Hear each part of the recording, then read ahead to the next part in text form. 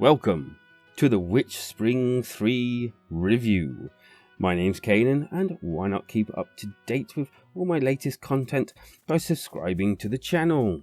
And with that, let us cast a spell and take a gander at the gameplay.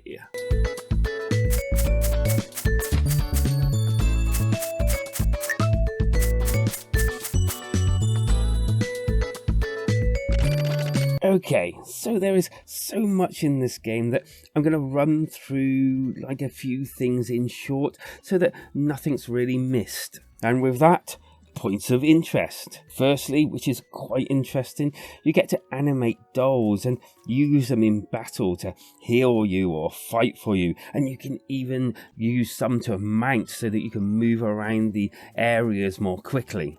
This I found is a very interesting mechanic, and you have to kind of like fill these shards with like vitality in order to animate better and more higher level and, you know, more ass kicking type dolls. You get an inventory that you can gather items as you explore and store them in a kind of an inventory box, and using said items that you've gathered, you can craft items, weapons, potions and the like. And there's even a magic book that you can alter your magic circle, the thing that's used in battle to, well, do damage and other things. And this goes in the guise of like electricity, fire, and yeah, again, other things. Not wanting to spoil all the surprises for you. And within this, you get like a main spell, and then you get like a complementary spell that goes kind of on top of it as well. I have to mention the training bits of this game. It enables you to increase your stats and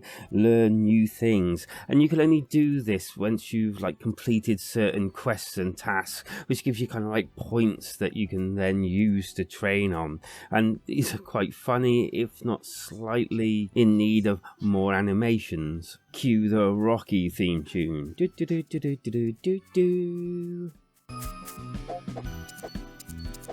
Moving on, there's a journal that helps you keep stock of your like quests and the story parts, which the story isn't actually that bad, and I did enjoy it, and it did make me want to carry on through the game. There's lots to discover here. You get to use a wheel while out and about to pick things to be used in the world. Health potions, summon mounts, and these open segments are kind of like in their own little segments, and you go from screen to screen type of, with like an area you can move around in. Kind of a free roaming type way-ish. And as for combat, it's turn-based, and it uses like a combat wheel, much like the wheel that you have when you're free roaming around. And just like that wheel, you can summon your dolls using weapons, magic, potions. And I have to be honest here, as you progress through the game, it does start to make you use a certain amount of tactics to destroy the harder creatures within the lands. All in all, the game works well, with a few minor criticisms. The controls can be a little bit clunky here and there, and it kind of like pulls you away from the game from time to time. And those cutscenes repeated every time, such as the cauldron when you're making things. It would have been nice to have a couple of like cutscenes for each segment, which would have broken it up a bit and kind of like made it feel less samey, if you like, or wanting to get rid of that segment and move on with the game. Graphically, I love this kind of anime style look, and everything has a very nice feel to it. All the different areas that you can actually travel to all look different, although it does have like the same kind of feel to them, but it's enough to make you feel like you're in a different place. There's some nice different NPCs in this game, and also some great monsters, large and small. And I really do like the contrast between the two. Audibly voiced.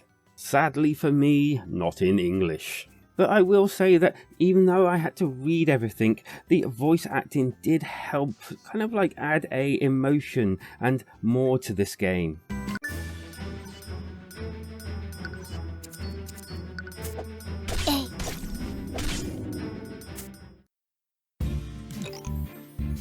The good, all voiced ish. Loads to do here. There is quite a bit to upgrade and, just generally do. And quite a nice story as well. The bad has to be mainly the controls and the cutscenes. They're not really big problems, but they did niggle me after a while. And now I think it's time to look at those all-important scores. And for WitchSpring3, I'm going to reward it a very respectable 4 out of 5. I think for the price that they're asking, you definitely get a bit of value for money here, and it, apart from those little couple of niggles that I had, is a very enjoyable game, and I did like it indeed. But do feel free to add your comments down below. And as for my alternative, well, I'm going to suggest Ocean Horn, Monster of the Uncharted Seas. I know it's not a direct comparison, but I don't think it has to be. It just has to be in the kind of same vein and enjoyable, and this certainly is. There's even a demo if you just want to dip your toes in and take a gander. And with that, why not hit that like and subscribe button to be kept up to date with all my latest content. Join us in our community Discord, because our life is better when we switch together.